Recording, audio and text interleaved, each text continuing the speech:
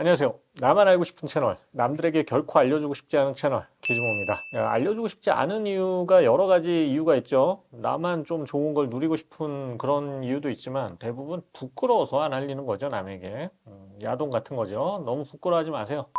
자, 오늘은 여름 휴가용 스피커 끝판왕 대결 뱅앤올uf슨 베오사운드 A5와 드비알레 마니아 비교입니다. 사실 이게 뭐 휴가용이라고 제가 타이틀을 잡긴 했지만 휴가용이라기보다는 집에서 뭐 이것저것 옮겨 다니기 편하고 가끔 이제 캠핑 이런 데 같은 데 가져가기 좋은 스피커에 가깝죠.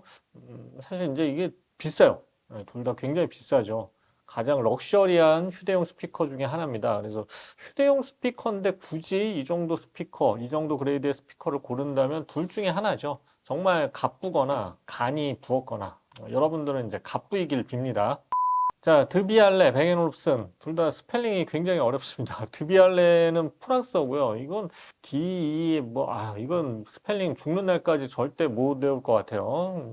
뜻을 한번 제가 찾아봤는데 드비알레는 18세기 프랑스 혁명과 계몽주의 시대를 지지했던 드비알레라는 어떤 작가의 이름에서 따왔다고 합니다. 그러니까 뭐 스피커 오디오 업계에서도 이런 혁명적인 그리고 계몽적인 이런 스피커를 내놓겠다는 그런 의미겠죠. 의미가 있네요. 자, 뱅앤올uf슨도 어렵죠. 뱅앤올uf슨 게다가 덴마커입니다. 자, 뱅앤올uf슨 뜻은 이제 창립자인 피터뱅과 스펜더 올uf슨에서 따왔어요. 피터뱅이 형이었겠죠. 덴마크도 이 장유유서 같은 게 있나? 참고로 이제는 뭐 다 아시겠지만 기즈모는 기모노나 기모찌에서 따온 게 아니에요. 예, 작은 기계 장치라는 뜻의 영어에서 따왔습니다. 그렇게 부끄러운 뜻 아니에요. 뭐 크게 자랑스러운 뜻도 아니긴 합니다. 자, 뱅앤올uf슨과 드비알레는 둘 다 좀 비싸고 혁신적인 오디오를 만드는 유럽의 대표적인 럭셔리 오디오 브랜드입니다. 혹시라도 기즈모 독자분들 중에서 이 마니아와 A5 중에서 어떤 것을 사야 할지 행복한 고민을 하시는 분을 위해 마련해 본 비교입니다. 이건 뭐 이상형 월드컵 같은 거죠. 전지현이냐 김태희냐 뭐 정말 행복한 비교예요. 자, 두 제품 모두 장단점이 존재하니까 비교를 보시고 잘 판단하시기 바랍니다.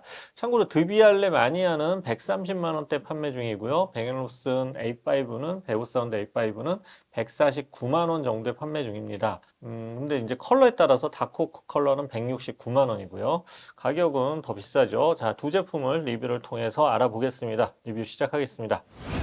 자, 디자인부터 보겠습니다. 드비알레 스피커들은 대부분 동글동글 유선형 디자인이 많죠. 드비알레 마니아도 이게 구형, 이런 동그란 원형 디자인입니다. 플라스틱 소재의 손잡이도 있고요. 자, 가로 사이즈는 17.6cm, 무게는 약 2.3kg 정도입니다. 가벼워요. 뭐 아주 가볍지는 않지만. 자, 베오사운드 A5는 무게가 3.8kg. 훨씬 무겁죠. 두 배는 좀 안 되지만 이거 묵직합니다. 자, 휴대성에 있어서는 드비알레가 더 유리합니다. 그리고 이제 파우치 같은 거에 넣어서 보관하기도 좋고요. 이동할 때도 아무래도 공간을 좀 덜 차지하겠죠. 다만 이 감성적인 디자인에 있어서는 A5가 역시 멋집니다. 이 라탄을 닮은 직물 그릴인데 이 직물 그릴이 굉장히 감성적이고 마치 이제 피크닉 도시락통처럼 생겼죠. 이거 어디든 이거 들고 가면 시선을 끌 수 있죠. 이거 미용실이나 편의점 갈 때도 들고 가면 좋을 것 같아요. 드비알레 마니아는 세련된 도시적 느낌의 디자인입니다만 감성적인 디자인은 아니죠. 그냥 뭔가 좀 볼링공 같기도 하고요. 자, 전체적인 만듦새는 두 제품 모두 우수합니다. 마감이 거의 완벽하고요. 외부에서는 나사 하나도 보이지 않아요. 그리고 또 두 제품 모두 생활 방수를 지원합니다.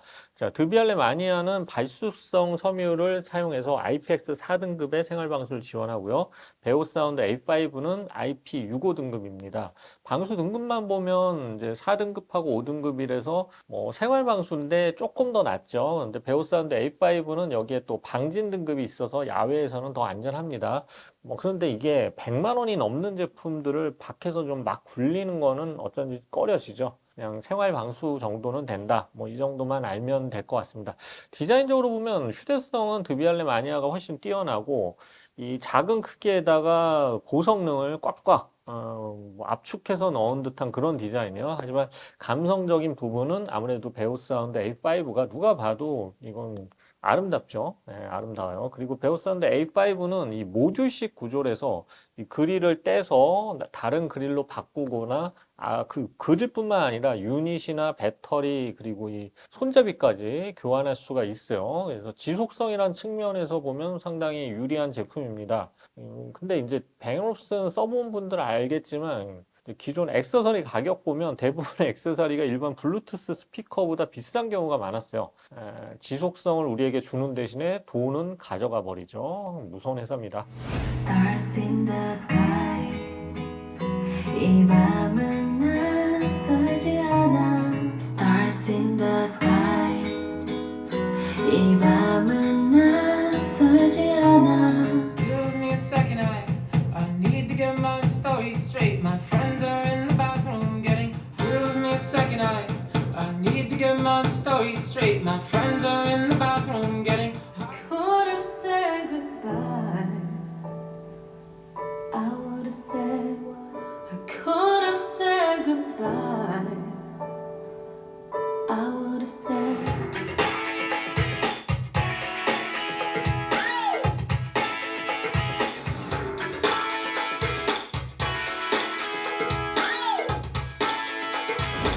자, 음질을 한번 알아볼게요. 이게 먼저 유닛 구조부터 볼게요. 이 드비알레 마니아는 양쪽에 우퍼가 하나씩 달려 있어요. 앞쪽, 뒤쪽에. 그리고 유닛 사이즈가 지금 안 나와서 제가 대강 재보니까 3인치가 살짝 넘어요. 자, 그리고 우퍼 상단에는 이거 보이진 않는데 이 그릴로 막혀 있어서 이 캔버스 그릴로 막혀 있어서 근데 우퍼 상단에 두 개의 플레인지 유닛이 스테레오로 자리 잡고 있습니다. 뒤쪽에도 마찬가지고요. 그러니까 4개의 플레인지 유닛 그리고 2개의 우퍼로 구성되어 있어요. 완전한 대칭형 설계로 양쪽이 완전히 같은 음질이 나오죠. 자, 베오사운드 A5는 좀 독특한 구조인데요. 앞쪽에 우퍼와 트위터가 있고요. 뒤쪽 살짝 측면에 미드레인지 유닛이 2개가 있습니다. 그래서 앞쪽과 뒤쪽에서 음악을 들을 때 소리가 서로 달라요. 그래서 360도 스피커를 표방하고 있지만 실제로는 전면에서 들을 때 최적의 사운드가 나오도록 설계되어 있고 뒷면에서는 우퍼랑 트위터가 없으니까 약간 음질이 뭉개지죠. 그래서 후면에서는 소리가 약간 달라요. 그리고 우퍼 사이즈가 5.25인치로 굉장히 큽니다. 이게 포터블 스피커 중에 5.25인치 우퍼를 쓴 제품은 거의 본 적이 없는 것 같아요. 그러다 보니까 이게 소형 스피커답지 않게 음장감이 크게 그려집니다. 사실 드비알레 마니아도 저역이 우수한 편인데 유닛 사이즈가 3인치 대 5.25인치다 보니까 아무래도 음장감에 있어서는 차이가 날 수밖에 없습니다. 자, 출력도 차이가 있는데요. 드비알레 마니아가 176W입니다. 이거 휴대용 중에서는 상당한 출력이죠. 하지만 베오사운드 A5는 280W 출력이에요. 이거는 거치형도 280W가 잘 없는데 굉장히 큰 출력입니다. 최대 음압도 95dB과 101dB로 베오사운드 A5가 더 크죠. 따라서 이제 무조건 박력 있고 큰 소리, 굉장히 소리를 크게 듣는다. 이럴 경우에는 베오사운드 A5가 유리합니다. 그렇다고 마니아가 소리가 작다는 건 아니에요. 이 크기에서는 정말 놀랄 정도로 큰 소리가 나긴 해요. 근데 A5가 훨씬 더 큰 소리가 나는 거죠. 자, 그런데 뭐 스피커가 소리가 크게 나오는 게 최고의 미덕은 아니죠. 우리가 살면서 가장 큰 소리로 음악을 들을 기회는 흔하지가 않아요. 그러니까 뭐 예를 들어 자동차도 최대 속력으로 달려본 적 있으세요? 그럼 흔하지가 않죠. 자, 일상적인 볼륨, 즉 한 50% 이하의 볼륨에서는 이 드비알레 마니아가 해상력이나 사운드 밸런스가 우수한 편입니다. 저역도 풍성한 편이고요. 고역이 굉장히 선명하고 스테레오감이 우수하죠. 반면 베오사운드 A5는 작은 볼륨에서 고역과 저역의 명확도가 좀 떨어지고요. 스테레오감도 떨어집니다. 특히 이제 저역이 좀 많이 뭉개져요.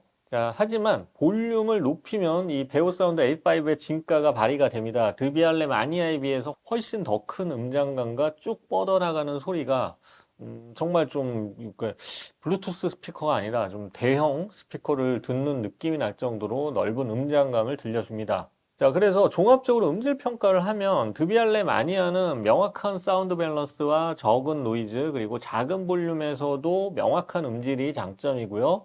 베오사운드 A5는 큰 음량에서 제 실력이 나오고 상당히 큰 음장감이 장점인 스피커입니다.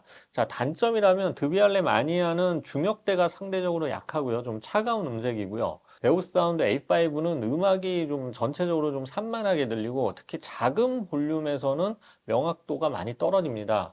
다만 그렇다 하더라도 두 제품 모두 동급 포터블 스피커에서는 정말 적수를 찾을 수 없는 깊은 저역과 큰 음장감을 만들어내는 그런 스피커들입니다. 뭐 워낙 비싸다 보니까 가격에 걸맞는 소리가 나와요. 자, 기타 기능은 두 제품이 비슷한데요. EQ 조절이 가능하고요. 네트워크 재생 기능을 통해서 다양한 서비스가 가능합니다. 다만 이 네트워크 기능의 경우에 드비알레 마니아가 에어플레이 2 기반으로 인해서 좀 제한적인 네트워크 기능을 제공하는 데 비해서 베오스 사운드 A5는 뭐 에어플레이는 물론 크롬캐스트도 지원하고 다양한 뭐 라디오까지 지원하는 등 더 다채롭죠. 그리고 룸 보정 기능은 두 제품 모두 들어있는데 드비알레 마니아는 실시간 보정이 가능해요. 그리고 배터리를 그러니까 전원을 연결하지 않아도 보정이 가능해요. 근데 반면 베오스 사운드 A5는 실시간 보정이 불가능하고요.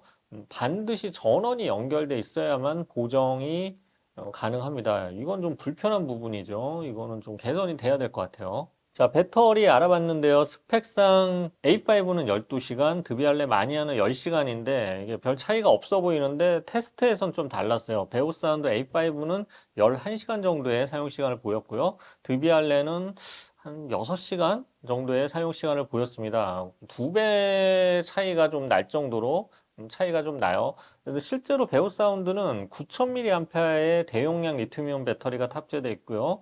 VBR레는 3200mAh로 차이가 한 3배 차이가 나요. 자, 그런데 이 베오 사운드 A5는 치명적인 단점이 있어요. 전원을 꺼도 배터리가 닳는 현상이 강합니다. 보통 24시간 기준으로 10%씩 배터리가 계속 줄어들더라고요. 이게 꺼놔도 전원을 껐는데 하루면 10%씩 배터리가 계속 주는 거예요. 열흘 정도만 놔두면 전원을 꺼놨어도 배터리가 완전히 방전돼 버리죠. 자, 드비알레도 자연 방전이 되긴 하지만 하루에 한 1% 수준이에요. 그래서 뭐 이거는 뭐 거의 허용되는 수치죠. 그래서 이 베오사운드 A5는 자연 방전 현상이 너무 강합니다. 그래서 휴대용 컨셉에서 이런 방전이 일어난다는 건 상당히 아쉬운 부분이에요.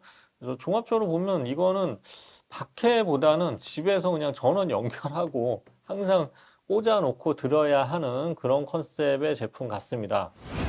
자, 마지막으로 정리해 보겠습니다. 베오사운드 A5와 드비알레 마니아는 올해 출시한 휴대용 스피커 중에서는 뭐 가장 비싼 제품들이죠. 두 회사 모두 오디오 기술력이 굉장히 뛰어난 회사들이고 특히 이제 디자인적으로 완벽한 만듦새를 보여주고 있습니다. 디자인 컨셉은 다르더라도 도시적이고 이건 굉장히 내추럴하죠. 자, 두 제품 모두 배터리가 탑재되어 있고 생활 방수를 지원하기 때문에 외부에서도 활용할 수 있는 장점이 있죠.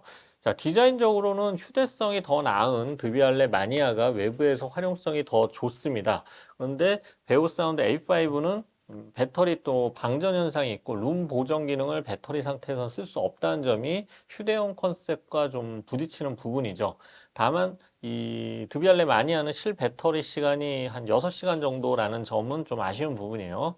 자, 음질적으로는 일상적인 볼륨에서는 드비알레 마니아가 정확한 사운드 밸런스랑 풍부한 저역을 보여줘서 크기 대비 굉장히 만족스러운 음질을 들려주는데 이 베오 사운드 A5는 소리를 높였을 때 대형기를 방불케 할 정도로 큰 볼륨과 넓은 음장감이 장점이죠.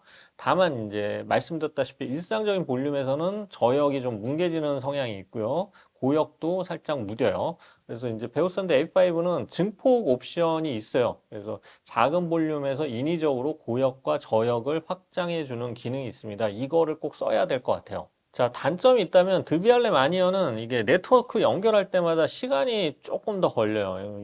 베오사운드 A5는 뭐 바로 되는데 이거는 한 30초 이상 걸리는 편이고요. 휴대용 치고는 배터리가 살짝 짧은 편이죠. 자, 베오사운드 A5의 단점은 작은 볼륨에서 음이 뭉개지는 현상하고 배터리 방전 현상. 이거는 좀 치명적이죠. 이게 단점이에요. 그리고 두 제품 모두 좀 공통적인 단점이 있는데 네트워크가 아닌 블루투스 모드에서는 이제 EQ나 뭐 이런 기능이 굉장히 제한적이기 때문에 외부에서 제 기능을 좀 사용하려면 테더링을 쓰던지 아니면 뭐 외부에서도 와이파이가 되는 곳에서 좀 네트워크로 이용하는 게 아무래도 좀 편의성이 뛰어나겠죠. 그 점은 두 제품 모두 공통적인 단점입니다.